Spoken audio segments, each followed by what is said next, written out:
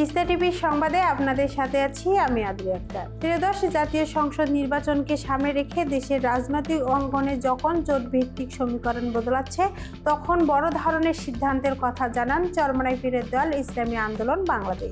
আদর্শিক মতপার্থক্য ও আসন বণ্টনের বৈষম্য অভিযোগ তুলে জামায়াতের নেতৃত্বাধীন 11 দলীয় জোট থেকে আনুষ্ঠানিকভাবে বেরিয়ে যাওয়ার ঘোষণা দিয়েছেন দলটি। শুক্রবার ইসলামী আন্দোলনের কেন্দ্রীয় কার্যালয়ে অনুষ্ঠিত এক সংবাদ সম্মেলনে এই সিদ্ধান্তের কথা জানান দলের মুখপাত্র মাওলানা গাজী আতাউর রহমান। তিনি বলেন, জোট রাজনীতি থেকে সরে এসে দলটি আসন্ন সংসদ নির্বাচনে 268টি আসনে এককভাবে প্রতিদ্বন্দ্বিতা করবে।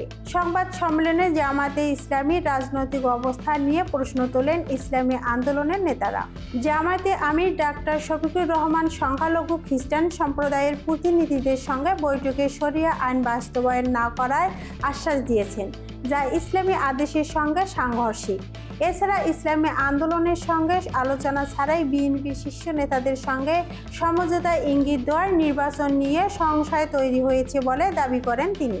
ইসলামী আন্দোলনের নেতারা মনে করেন, এককভাবে নির্বাচনে অংশ নিলে ইসলামীপন্থী ভোট একত্রিত করা সম্ভব হবে। জোট ছাড়া সিদ্ধান্তে তারা হতাশ নন বলে জানান তিনি। এদিকে জামায়াতে ইসলামী সহ সেক্রেটারি জেনারেল এহসানুল মাহবুব জুবায়ের বলেন, রাজনৈতিক আলোচনায় কোনো পক্ষকে অসম্মান করা হয়নি এবং জামায়াতের আদর্শ যুক্ত হয়নি।